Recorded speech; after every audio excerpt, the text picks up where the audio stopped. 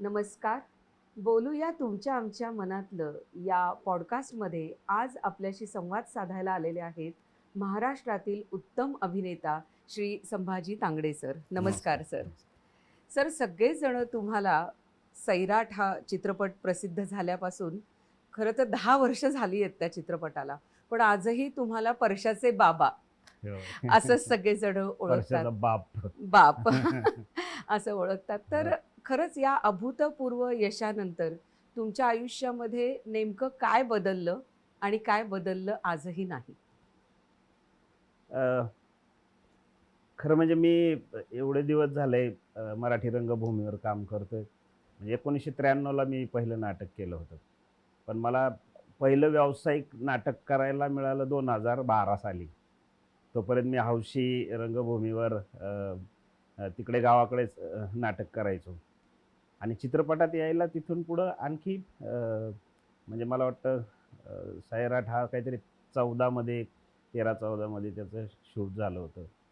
तर एवढा प्रवास लागला आणि मग खरंच सिनेमात आल्यानं बदलतं. लोक मला असं प्रत्यक्ष कोणी असं रस्त्यानं चालताना जरी ओळखत नसलं, पण ज्यांनी मला ओळखलंय किंवा माझी ओळख करून दिली, तर त्याचा खूप फायदा होतोय आता, की मला लोक ओळखतायत, काही छोटं-मोठं काम करायला बोलावतायत. तर हा नक्कीच बदल झालाय आणि माझाही कॉन्फिडन्स त्यामुळे वाढलाय, की मलाही अ, अभिनय येतोय, करता येतोय.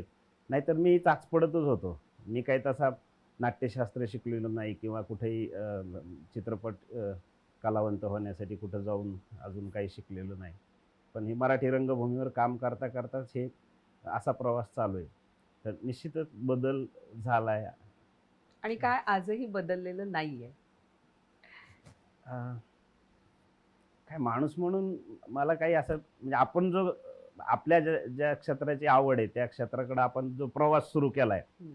तर त्या प्रवासात गती आली आहे आणि हे हा फरक मला जाणवतोय. बदललं तसं काही नाही. अच्छा. मी आहे तसाच आहे. माझ्या अवतीभोवतीचे जे मित्र आहेत तेच आहेत. सगळं. खरंय. आता एकीकडे नॅशनल विनिंग सगळे चित्रपट किंवा ओ-टी-टी हे सगळं तुमचं म्हणजे सुरू आहे आणि दुसरीकडे तुमचं शेती, गाव, एकत्र कुटुंब तुम्ही म्हणालात तसं आणि हे सगळं जमिनीशी जोडलेलं नातं तुमचं आहे. तर हे सगळं दोन्ही तुम्हाला याची सांगड घालणं हे कसं काय जमतंय आजही? मला वाटतं याची बीजं त्या मराठी रंगभूमीच्या माझ्या प्रवासातच दडलेली आहे. कारण आम्ही गावाकडं राहून थिएटर करायचो. म्हणजे मी पहिलं नाटक केलं 1993ला आणि त्यानंतर पुढे ज्यावेळेस राजकुमार तांगडे हा लिहायला लागला आणि मग आम्ही त्याची नाटकं करायला लागलो. तर त्या राजकुमारच्या एकांकिकेनं आम्ही महाराष्ट्राला माहीत झालो. आकडा नावाची एकांकिका त्यानं केली होती. काय झालं होतं, आम्ही हे दरवर्षी एक नाटक आम्ही गावामध्ये करायला लागलो आणि मग त्याचे प्रयोग किती व्हायचे, तर आसपासच्या 2 किंवा 3 गावामध्ये आम्हाला बोलविलं जायचं. जे की 10-15 किलोमीटरवर, 20 किलोमीटरवरच्या गावामध्ये आम्हाला बोलून त्याचे एक 3, 4, 5 प्रयोग व्हायचे आणि ते नाटक मग संपलं. त्याचं संपलं काम. मग मग पुढच्या वर्षीच कुठल्यातरी नव्या विषयाला हात घालायचा असं असं एक सुरू झालं होतं. आणि मग राजकुमारची आणि आपला बीडचे सुधीर निकम नावाचे रायटर आहेत. चांगला नट आहे. गलित गोंधळ दिल्लीत मुजरामध्ये त्यांनी सुंदर भूमिका केली. त्या महाराजाची भूमिका त्यांनी केली. तर ते प्राध्यापक याला होते बलभीम कॉलेजला याला बीडला. तर ते एकांकिका याला नाट्य स्पर्धेला असायचे बरेचदा. त्यांची उचल नावाची एकांकिका त्या काळात चालू होती आणि ती खूप गाजत होती. तर त्याची राजकुमारची भेट झाली कारण राजकुमार बीडला शिकायला होता. तर तो त्याला म्हणे, "राजा तू एखादी छोटं नाटक का नाही लिहीत?" राजा म्हणला, "छोटं नाटक काय असते?" ते म्हणला, "अरे एकांकिका, स्पर्धा असतात त्याच्या, 35 मिनिटाचं लिहायचं आणि हे करायचं." तर मग आमचं तसं एक सुरू झालं. मग राजकुमारचं काय लिहावं, काय लिहावं? तर आमचा चळवळीचा पिंड त्याचा असल्यामुळे शेतकरी संघटनेत त्यानं 10 वर्ष काम केलं. शरद जोशींच्या त्या चळवळीमध्ये. मग आम्ही त्या विचाराशी जोडलेलो होतो. तर राजकुमार तर भाषणं देत फिरायचा त्या संघटनेमध्ये. तर मग तो म्हणे, "यार विजेचा प्रश्न." एक दिवशी तो टीव्ही बघत होता आणि त्याला टीव्हीत असं दिसलं, की काश्मीरमध्ये पण आकडे टाकतात. वीज चोरून वापरते असं काहीतरी अच्छा, आकडा टाकणं म्हणजे न्यूज येत होती. हा, अच्छा. तर वीज चोरून वापरणे म्हणजे आकडा, विजेचा आकडा असं ते बर. विषय होता. त्याला क्लिक झालं की अरे आपल्या गावात पण आकडे आहेत, की शेतकरी पण ज्यावेळेस वीज बिल भरत नाही त्यावेळेस त्याचं कनेक्शन कट केलं जातं, तर पीक वाचविण्यासाठी तो वीज चोरी करणं गरजेचे, नाही तर वीज बिल भरायला पैसे नाहीत आणि पैसे येऊस तर वाट बघितली तर पीक जळून जाईल. पीक जाणं म्हणजे वर्ष वर्ष खराब होणं, वर्षभर काय खायचं असं. तर मग त्याचा पर्याय म्हणून चोरी करायची. त्याच्यात एक सुंदर संवाद आहे की वीज चोरीचं समर्थन कसं करतो. तर राजकुमार लिहितोय की कबीराच्या घरी संत जेवायला आले आणि घरात अन्नाचा कण नव्हता, तेव्हा त्यानं वाण्याच्या इथं जाऊन चोरी केली आणि त्या संत लोकायला जीव घातलं. तसं म्हाया वारकऱ्याचं हे पीक म्हणजे अन्न, आणि हे अन्न म्हणजे परब्रह्म, आणि हे परब्रह्म जर माझ्या इथं पाण्या वाचून उपाशी मरत असन तर मग मी बी कबीरासारखं करीन. लाईट चोरून का व्हायना, आकडा टाकून का व्हायना, पण ह्या गव्हाला पाणी तर देईनच. असा तो त्यातला संवाद होता. तर मग राजकुमारनं विचार केला की हा 35 मिनिटाचा आपण एक नाटक करूया. आणि ते नाटक आम्ही एका स्पर्धेमध्ये, पु ल देशपांडे एकांकिका स्पर्धा रणजितसिंह मोहिते पाटलांनी त्यावेळेस घेतली होती पूर्ण महाराष्ट्रभर. तर त्या स्पर्धेनं आम्हाला खरं म्हणजे महाराष्ट्रासमोर आणलं. त्या स्पर्धेमध्ये परीक्षकांनी आम्हाला बघितलं पहिल्यांदा नाट्यगृहामध्ये आणि त्याची खूप चर्चा झाली. मग त्याचे पहिला प्रयोग अकलूजला त्यांनीच आयोजित केला त्या रणजित दादाच्या टीमनं.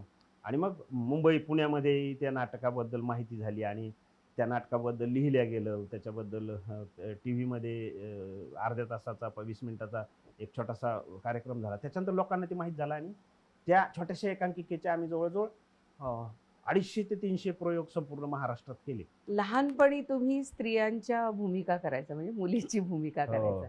मी पहिल्यांदा 11वीला असताना आमच्या गावाला एक नाटकाची जुनी परंपरा होती. म्हणजे आमच्या गावात कोणतरी पाटील नावाचे एक शिक्षक आले होते आणि त्यांनी गावामध्ये 2 पार्ट्या होत्या. म्हणजे 2 वाडे एकमेकांच्या विरोधात, एकाच भावकीचे 2 राजकारणी होते. गाव 2 भागात विभागलेलं. आणि त्या पाटील गुरुजीने आमच्या गावात मध्ये एक नाटक बसवलं होतं कुठलं तरी. मला वाटतं काय त्या नाटकाचं नाव मला आठवणं, मध्ये आठवलं तर तुम्हाला सांगाल मी. तर ते नाटक त्यांनी बसवलं आणि ते नाटक बसवताना गावातले सगळ्या दोन्ही पार्ट्याचे कलाकार घेतले त्यांनी. आणि ते नाटक बसवताना मग त्या 2 जे राजकारणी होते त्यांना बोलवलं, म्हणजे तुम्ही आम्हाला या नाटकात मदत करायची, आणि त्या दोघांना एकत्रित आणलं त्या याच्यासाठी. तर तिथून आमच्या गावाला नाटकाची परंपरा सुरू झाली आणि दरवर्षी गणेश उत्सवामध्ये नाटक बसायला लागलं. तर मी मोठा होईपर्यंत आमच्या गावात 5 नाट्यमंडळ तयार झाले. आता एका नाट्यमंडळामध्ये 20-25 पोरं असायची. 5 नाट्यमंडळ म्हणजे किमान 100 मुलं त्या नाटकाच्या उद्योगाला लागलेली असायची. आणि हा गणेश उत्सव आला की महिना 2 महिने आधी ती तयारी सुरू व्हायची. मग पुस्तक कोणते मागवायचे, मग पुण्याला त्यावेळेस काही हे नव्हतं, लॅब जालना औरंगाबादला पुस्तकं भेटायची नाही. मग पत्र पाठवायचं, ते पत्ते असायचे त्यांच्याकडं. मग पुण्याला कुठेतरी ते बुक स्टॉल होतं, त्याचा पत्ता होता, ते पत्र जायचं, आंतरदेशी पोस्ट कार्ड ते 25 पैशाचं ते जायचं. मग ते पुस्तकं यायची, मग ती वाचल्या जायची, मग त्यातलं कुठलं तरी निवडायचं. असं असं ते मजेशीर सगळं होतं. तर आणि गावात स्त्री पार्टी नट असायचे जे करत राहायचे दरवर्षी नाटक. आणि काय झालं होतं की एका ग्रुपला, जो माझ्यापेक्षा वयानं मोठा ग्रुप होता, तो लक्ष्मीकांत नेब असं त्या आमच्या नाटाचं नाव. ते बिचारे 2-3 वर्षापूर्वी रेल्वे अपघातामध्ये त्यांचं निधन झालं. खूप सुंदर काम करायचा तो माणूस, पण गावापुरतच राहायला. किराणा दुकान, असं एरवी त्यांचा उद्योग किराणा दुकानाचा होता. तर त्यांना स्त्री पार्टी नट पाहिजे होता. आणि तो स्त्री पात्र करणारा कसा आहे की नुकतीच असा, म्हणजे 11वी-12वीचा असला की ते सोपा जायचा करायला. कारण जास्त मोठा झालेला पोरगा म्हणायचं मी स्त्री पात्रासाठी मिशा नाही काढणार. तर ही एक अडचण राहायची. तर मग ते काय करायचे, जरा 10वी-11वीचं पोरग घेतलं ना तर मग ते चालून जायचं असं. तर ते म्हणले, मला भेटले, ते मला म्हणजे संभा नाटकात काम करतो का. मी म्हणलं मला आवडेल यार करायला, स्त्री पात्र आहे म्हणजे करशील. हो करील. आणि मी जरा लुकडा असं खूप बारीक होतो मी त्यावेळेस. माझे काही फोटो आहेत, मी तुम्हाला दाखवेल ते. तर त्या नाटकातले फोटो आहेत. तर स्त्री भूमिका. तर मग मी म्हणलं तुम्ही फक्त वडिलाला विचारावं, नाना जर हो म्हणले तर मी करल, नाहीतर मग नाही करणार. हम्म. मग ते दुसऱ्या दिवशी सकाळी आले घरी आमच्या, दोघं जण. अजून एक आमचे रामेश्वर तौर म्हणून आमचे मित्र आहेत, ते आणि लक्ष्मीकांत घरी आले. तर माझ्या वडिलांची आंघोळ वगैरे झाली होती आणि ते आता त्यांचं धोतर नेसण्याचा उद्योग चाललेला, ते मिऱ्या घालून असं चालणं, धोतर असं, धोतराचा तो बांधण्याचा, सोगा. धोतर बांधण्याचा विधी चाललेला होता. आणि हे बसले आणि हे महा चालू नाटक व्हायला, लोक आपले आले की त्यांनी माझी स्तुती सुरू केली. काय संभा हुशार आहे तुमचा, हा हा हा. 10वीला त्याला 55% मार्क पडले. आता 55% मार्क म्हणजे काही हे नाही, मोठे मार्क नव्हते. बरं, 55% म्हणजे त्यावेळेच आमच्या ग्रामीण भागामध्ये सगळ्यात मोठं नोकरी कोणती, तर D.Ed ला नंबर लागला म्हणजे आयुष्याचे प्रश्नच मिटले. मास्तर झाला म्हणजे जगण्याचे प्रश्नच मिटले त्याचे, असं एक हे होतं त्या काळामध्ये. D.Ed ला नंबर लागला पाहिजे, याच्यासाठी 10वीचे मुलं फार हे करायचे.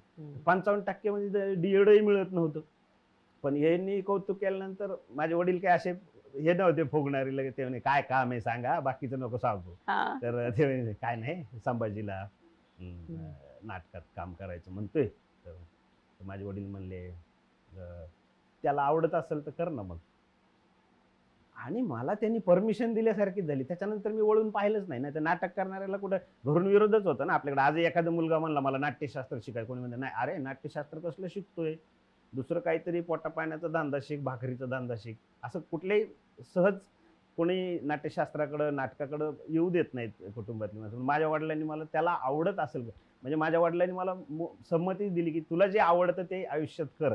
आणि ते मला फार भारी वाटलं. आणि मग मी हे ठरवले की मला हे आवडतं तर आपण हे केलं पाहिजे.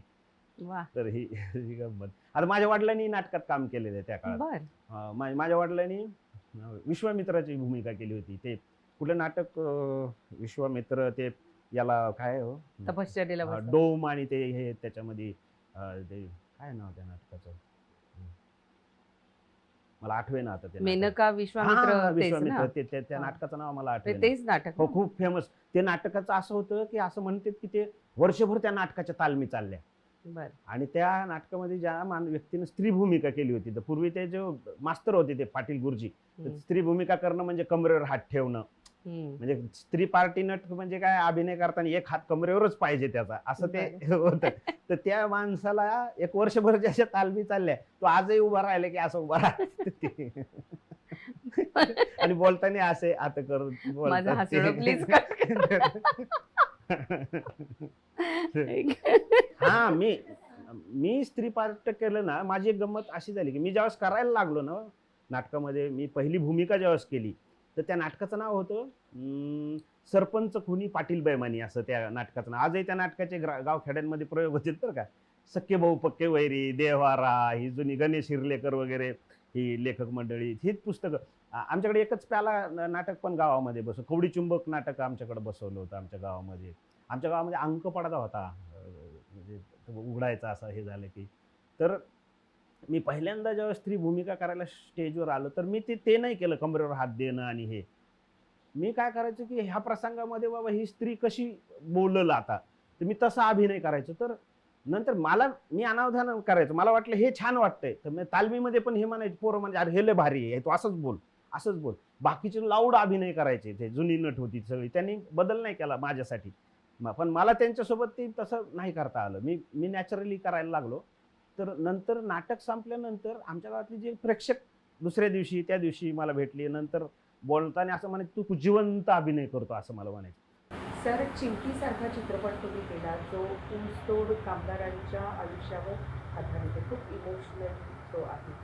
तर असे चित्रपट करताना काय वाटत असतं तुम्हाला, म्हणजे तुमच्या इमोशनली तुम्हालाही काही असे हलायला होतं, काय होतं? ही भूमिका साकार करणं इतकं सोपं नाही. चिवटी हा सिनेमा, चिवटी म्हणजे आपल्याकडं ऊसाच्या चरखामध्ये जेव्हा ऊस घालतो आणि त्यातून जो रस बाहेर काढला जातो आणि पुढं ते जे निघतं त्याचं वेस्टेज मटेरियल, त्याला सोत्री म्हणलं जातं. तर कारखान्यामधून जेव्हा साखर बनते त्यावेळेस त्या निघालेल्या वेस्टेजचं ते वेस्ट जात नाही, ते त्याच्यापासून बाय प्रोडक्ट काहीतरी बनतं. म्हणजे ते त्याच्यापासून वीज निर्मिती होते, त्याला जाळल्या जातं किंवा त्याचं अजून काहीतरी वेगळं तयार होतं. पण आपण ज्यावेळेस ऊस खातो, चावून खातो, तर ऊस खाल्ल्यानंतर जे चोथा आपण फेकून देतो तर त्याला चिवटी म्हणलं जातं, आमच्याकडं काही ठिकाणी चुईटी म्हणलं जातं. तर फेकून दिलं जातं म्हणजे चोथा करून तिला फेकून दिलं जातं. तर तशी अवस्था ऊसतोड मजुराची होते, की त्याचं जे जगणं आहे तर त्या चिवटीसारखं आहे. कारखान्याला जर ऊस गेला त्याची सोत्री जी निघाली त्याचं काहीतरी बनतं तरी. पण ह्या ऊसतोड मजुरांचं काही होत नाही. त्या ऊसतोड मजूर कधीही त्या पैशातून श्रीमंत होत नाही. तर तो फेकला तो मातीतच मिसळतो शेवटी. आणि त्याचे जे सगळे प्रश्न आहेत, की त्याला स्थलांतर करायला लागतंय. दर वर्षी 6, 7, 8 महिन्यासाठी तो घरापासून, गावापासून 100-200 किलोमीटर जातो, परराज्यामध्ये जातो. तर त्यावेळेस त्याची जी वाताहत होते, त्याच्या मुलाच्या शिक्षणाची वाताहत होते. त्याच्या बायकोची, स्त्री म्हणून तिचं जे काय स्त्रियांचे खूप प्रश्न आहेत त्या ऊसतोड मजुरांचे. आणि अ, त्यांच्या जगण्याचेच प्रश्न आहे, राहण्याचे, सगळ्याचे, पण आरोग्याचे. तर हे सगळे आम्ही त्या सिनेमामध्ये मांडण्याचा प्रयत्न केला. काही कारणानं ती फिल्म तशी रिलीज नाही करू शकलो आम्ही अजून. पण ती फिल्म त्यावेळेस मामी फेस्टिव्हललाही सिलेक्ट झाली होती. तिचं कौतुकही खूप झालं होतं. भविष्यात कधीतरी ती फिल्म नक्कीच प्रेक्षकांसमोर येईल आणि ती लोकांना आवडेल. सर, तुम्ही आतापर्यंत चित्रपट, नाटक या माध्यमातून अनेक सामाजिक प्रश्न मांडलेले आहेत. त्या भूमिका तशा तुम्ही निभावलेल्या आहेत. त्याबद्दल तुम्हाला काय वाटतं? माझ्या वाट्याला जे काय आत्तापर्यंत छोटं-छोटं काम आलंय त्यातली अ, अ, म्हणजे आता नाटकाचं झालं तर आम्ही शेतीचे जे प्रश्न आहेत आमचे, तर ते आम्ही नाटकाच्या माध्यमातून मांडायचो याआधी. तर आमचं पहिला नाटक होतं आकडा नावाचं, जे शेतकऱ्यांच्या विजेच्या प्रश्नाचं होतं. तर त्याच्यानंतर काय दिलं स्वातंत्र्यानं नावाचं एक नाटक आम्ही केलं होतं. तर तेही ऊस उत्पादक शेतकऱ्यांची गोष्ट ती होती. ऊस उत्पादक शेतकरी असा जसा चिवटी हा सिनेमा ऊसतोड मजुराची गोष्ट आहे. हं. तर मजुराचं काय शोषण होतं आणि मजुराचे काय प्रश्न आहेत हे त्या सिनेमामध्ये आहेत. पण काय दिलं स्वातंत्र्यानं याच्यामध्ये ऊस उत्पादक शेतकरी त्याचंही काय होतं आपल्याकडच्या अ, अ, राज्यकर्त्या सिस्टीममध्ये. सिस्टीममध्ये त्याचं काही शोषण होतं. तर ते त्या सिनेमाच्या माध्यमातून नाटकाच्या माध्यमातून आम्ही मांडलं होतं. त्या त्या नाटकाच्या पुस्तकाची प्रकाशन हे शरद जोशी साहेबांच्या हाताने दौंडच्या अधिवेशनामध्ये त्यावेळेस झालं होतं. तर आकडा असेल, हे असेल, त्याच्यानंतर हितशत्रू नावाचा एक दीर्घांक केला होता, जो तिसऱ्या अपत्याची गोष्ट होती आणि ते खूप सुंदर दीर्घांक होता. म्हणजे आपल्या पुणे फेस्टिव्हलमध्ये त्याचा एक शो यांनी सुरेश कालमाडी जे आपल्याकडे करायचे. छान होतं फेस्टिव्हल. त्या फेस्टिव्हलमध्ये त्याचं खूप नाव झालं होतं म्हणजे चर्चा झाली होती त्या दीर्घांकाबद्दल. त्याचे जास्त प्रयोग नाही झाले. एक 7-8 प्रयोगानंतर आम्ही ते बंद केलं आणि कारण आम्ही दुसऱ्या कामाला लागलो होतो. तर असे विषय हे आमच्या जगण्यातले आपल्या अवतीभोवतीचे विषय हे मांडलेले. पण सिनेमामध्ये सैराटमध्ये मी भटक्या विमुक्ताचा जो पारधी समाज आहे, त्या समाजाचा व्यक्तीची मी व्यक्तिरेखा तिथं केली होती. तर ती आपल्या अवतीभोवती असणारी ही माणसं, तर ते दिग्दर्शक आपल्याला जे काही देतो, तर तेही त्याच्याजवळ त्या भूमिकेच्या जवळ जाण्यासाठी दिग्दर्शकाकडूनही आपल्याला काय मिळतं, त्यातूनही मी ती भूमिका उभी कशी केली जाईल हे त्याच्याकडून समजून घेतो हं, हं. दिग्दर्शकाकडून, असं मला अच्छा. वाटतंय. चंद्रकांत कुलकर्णींच्या दुसरी गोष्ट मध्ये मी खूप छोटासा रोल केला होता. म्हणजे सुशीलकुमार शिंदेंच्या जीवनावरती ती फिल्म होती. त्यामध्ये मी 2-3 सीनच माझे होते. पण मी त्यात छोटे सुशीलकुमार शिंदे एक 8-10 वर्षाचे असताना त्याच्या काकाकडे जातात आणि तिथे ते नदीवर पोहायला जातात आणि तिथं मग ते सवारणाच्या घाटावर ते पोहतात. तर ते सगळे त्याला पकडून त्याच्या घरी आणतात. मग ते तिथे त्याला मारणार तर हा स्वतः ते लोक मारण्याआधी हात त्या बाळाच्या म्हणजे त्या मुलाच्या तोंडात चापट मारतो आणि त्याला जवळ नंतर ती लोक गेल्यावर त्याला जवळ घेऊन सांगतो, की "बाबा मी तुला याच्यासाठी मारलं, नसतं मारलं तर त्यांनी तुला खूप मारलं असतं." तर हे मला फार मस्त वाटलं. म्हणजे चंदू सरांनी ते माझ्याकडून तसं काढून घेतलं. एकीकडे तुम्ही या अशा भूमिका सांगताय आणि एकीकडे तुम्ही शिवाजी अंडरग्राउंड हे नाटक हो. म्हणजे करताय. जवळपास 800च्याही पुढे त्याचे प्रयोग झालेले आहेत. 938वा प्रयोग आम्ही आता काल साताऱ्यामध्ये केला क्या होता. बात है! हो. मग आता एवढे प्रयोग झाले, पण याला सुरुवातीला तुम्हाला खूप विरोध झाला या हं, हं, हं, नाटकाला हं. असं तर ऐकलं तुम्ही. हां, ऐकी बात आहे. तर हं. काय नेमकं घडलं? खरं म्हणजे हे नाटक आलं 20 मे 2012ला. आणि त्या नाटकाला पहिल्यापर अजिबात विरोध झालेला नव्हता. म्हणजे तसं विरोध म्हणून नाही, पण ज्यावेळेस आम्हाला ह्या नाटकाची जाहिरात द्यायची होती, आपल्याकडे नाही का एखादं नवीन व्यावसायिक नाटक यायला लागले, की निर्माता येत आहे आणि नाटकाचं टायटल असतं. बाकी खाली कुठलंही नाव नसतं, की दिग्दर्शक कोण, निर्माता कोण किंवा लेखक कोण याच्याविषयी काही नसतं. अशी एक व्यावसायिक नाटकाची आपल्याकडे प्रथा आहे. तर ज्यावेळेस आम्ही न्यूजपेपरकडे गेलो, की आज शिवाजी अंडरग्राउंड इन भीमनगर मोहल्ला हे नाटक येतंय. तर कोणी ते घ्यायला तयार नव्हतं. ते म्हणले, "तुम्ही कोणीतरी जिम्मेदारी घ्या, की बाबा अ, हे कोण दिग्दर्शित करतंय, कुणी लिहिलंय किंवा काय?"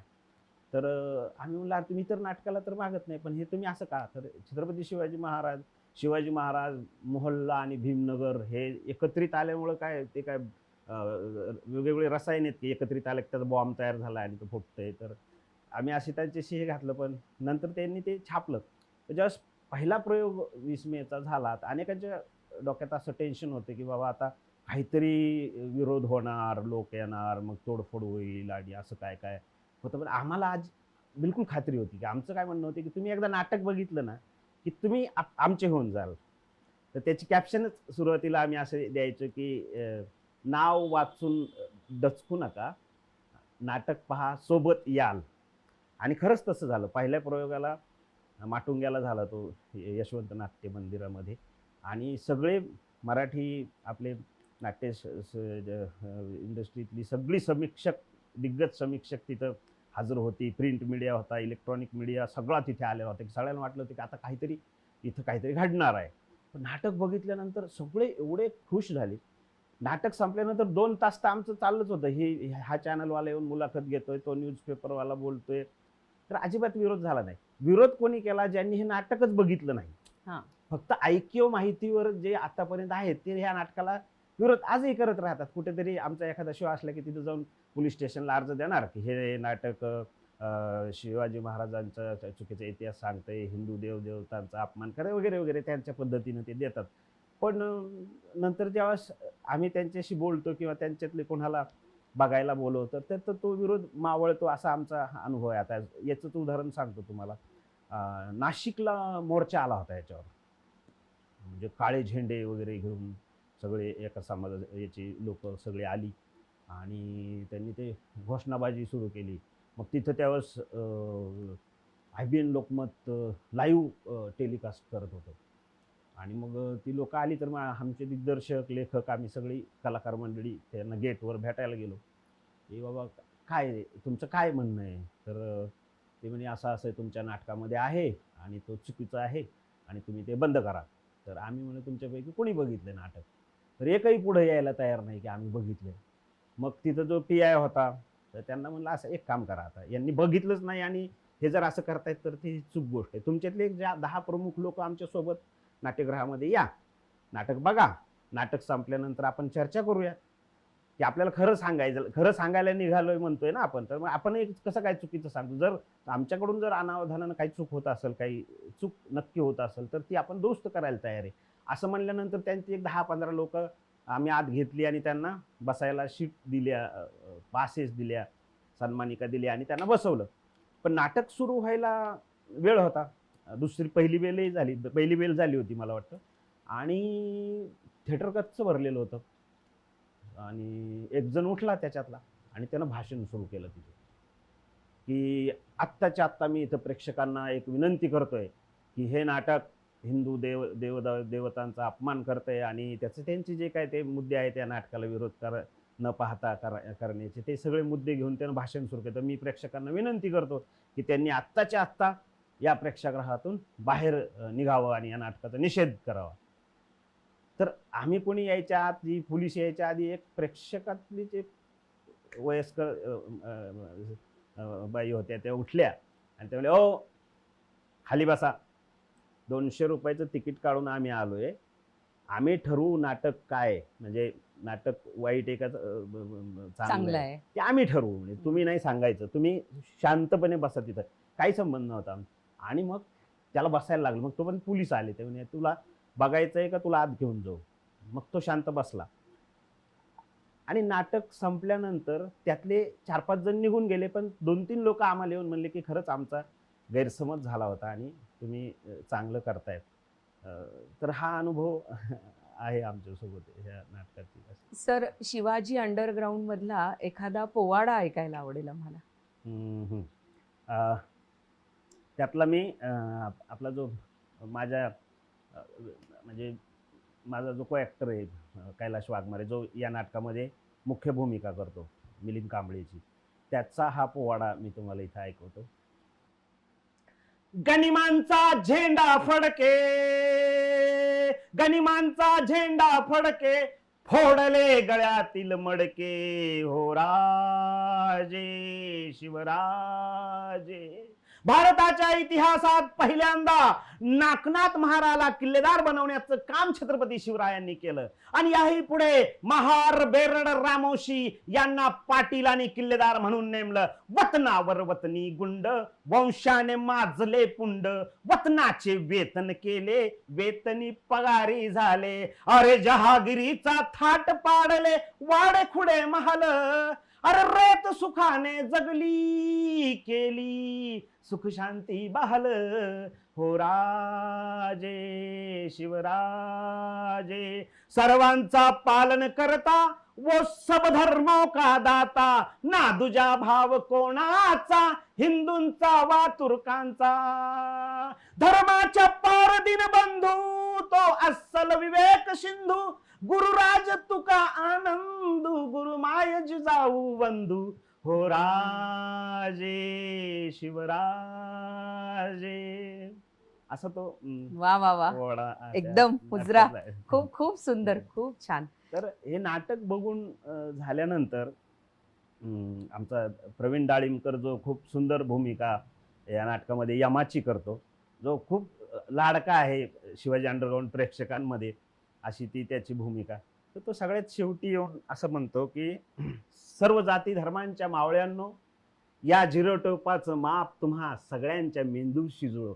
आणि सगळं प्रेक्षक खुर्ची सोडून आपोआप उठतो आणि भरभरून प्रतिसाद देतो या नाटकाला, टाळ्या आणि शिट्ट्याचा वा. आणि जयघोषाचा महाराजांच्या वा. नावाचा. खूप छान. लवकरच तुमचे 1000 प्रयोग या नाटकाचे Thank होत you, अशी मी thank you, अपेक्षा बोलूयाच्या टीम तर्फे व्यक्त करते. thank you.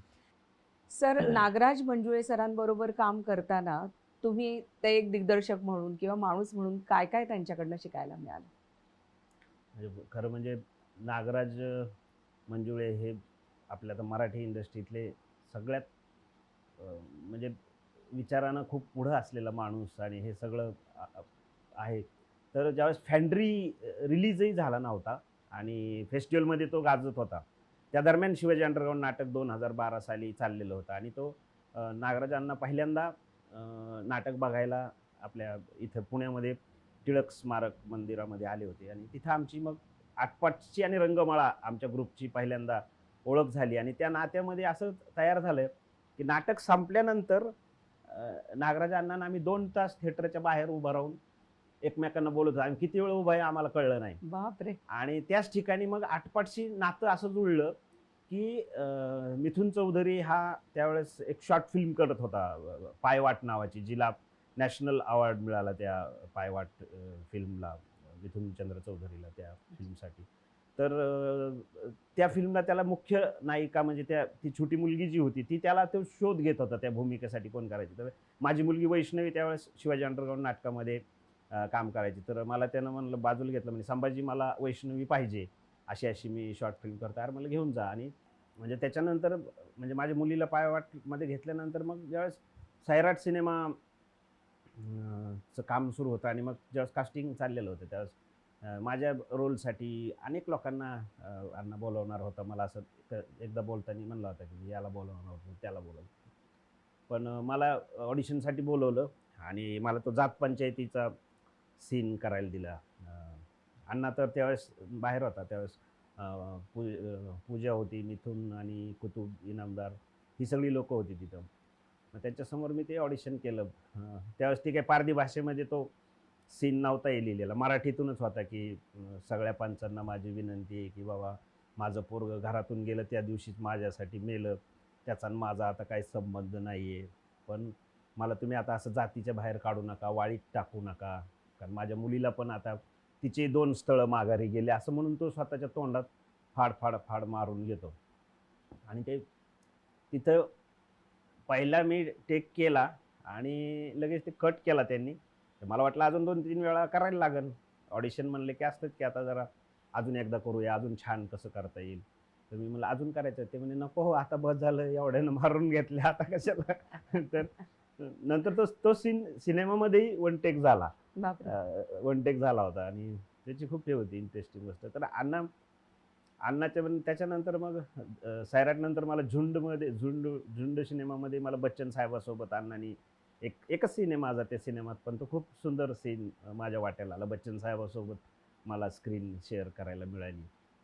तर अण्णा मला मित्र म्हणतो. माणूस म्हणून अण्णा खूपच भारी माणूस आहे. तो त्याच्या सोबत काम करणारे, त्याच्या घरी काम करणाऱ्या माणसालाही तो घरच्या सदस्याचा दर्जा देतो. आता विजय वर्मा खूप छान बोलले त्याच्याविषयी. ह्या मटका किंगच्या निमित्तानं त्यांची मुलाखत कुठेतरी झाली. तर विजय वर्मा म्हणे, की मला दिग्दर्शक म्हणून नागराज मंजुळे का आवडतो? तर आजही तो त्याचं त्याचं नातं मातीशी आहे. तो आजही तिथं जोडलेला आहे. आजही तो तिथं परत जातो इथलं सगळं करून. तर अण्णाची नाळ ही कायम मातीशी जोडलेली आहे. वा. आणि तोच धागा कदाचित आमचा रंगमाळा आणि आटपाटचा आहे, नागराज अण्णाचा आहे. वा. खूप छान. खूप छान.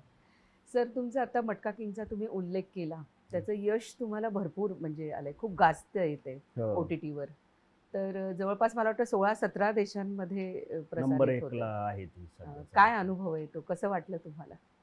मटका किंगचं शूटिंग हे माझं त्यात त्यात जो माझा रोल आहे गुलशन ग्रोव्हरचा, तो ड्रायव्हर आहे खरं तर.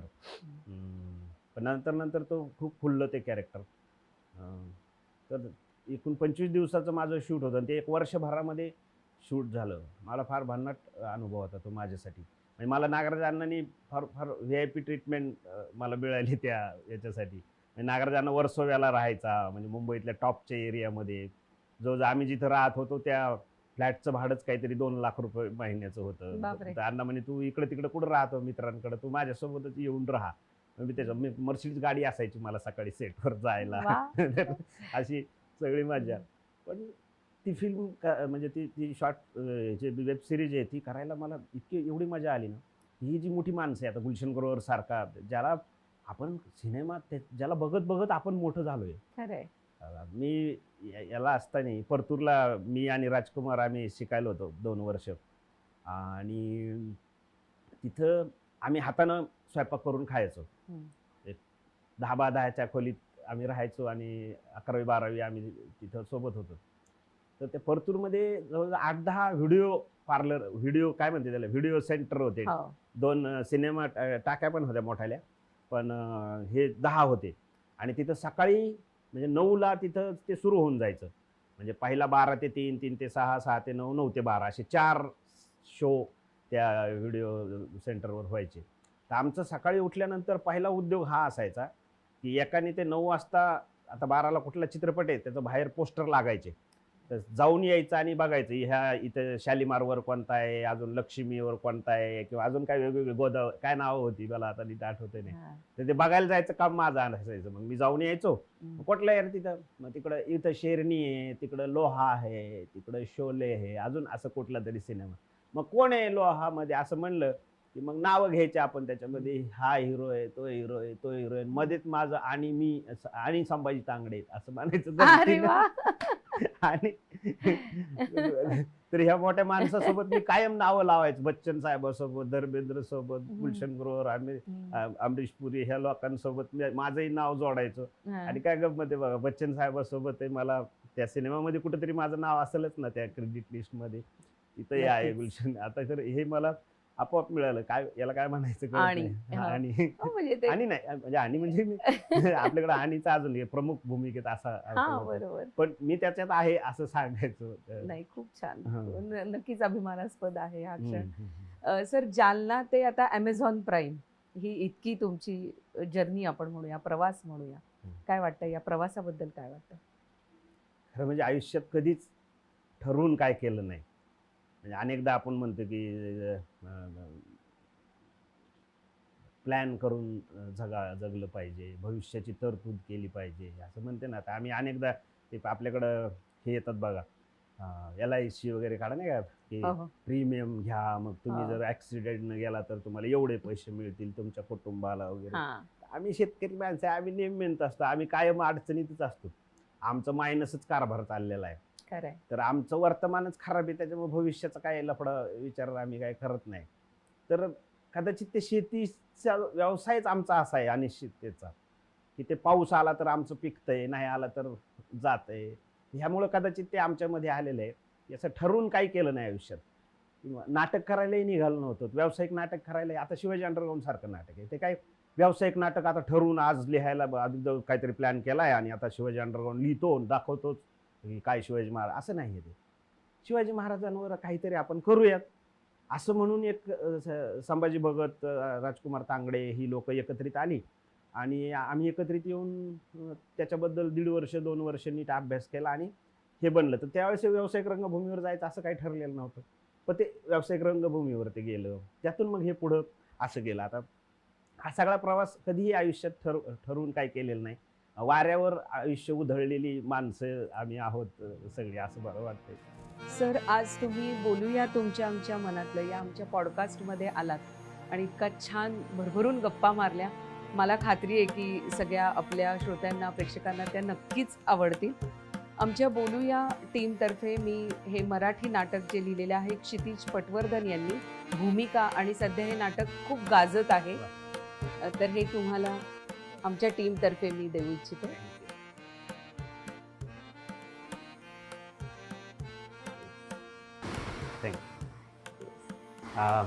तुम्हालाही जर हा शो आवडला तर तुम्हीही लाईक करा, शेअर करा, सबस्क्राईब करा आणि ह्या चॅनलला सपोर्ट करा. इतरही खूप मान्यवरांच्या मुलाखती लाईनीनं या चॅनलवरती येणार आहे. Yes, thank you. सर. तुम्हाला आजचा आमचा एपिसोड कसा वाटला? जर आवडला असेल तर नक्कीच लाईक करा. तुम्हाला याबद्दल काही बोलायचं असेल, भरभरून काही सांगायचं असेल आणि अजूनही तुम्हाला काय हवंय बघायला पुढं, आमच्याकडनं कोणकोणते विषय हवेत, तर ते कमेंटमध्ये नक्की लिहा. हे चॅनल जास्तीत जास्त लोकांपर्यंत पोहोचण्यासाठी तुम्ही आमच्या चॅनलला लाईक, शेअर आणि सबस्क्राईब करा. धन्यवाद.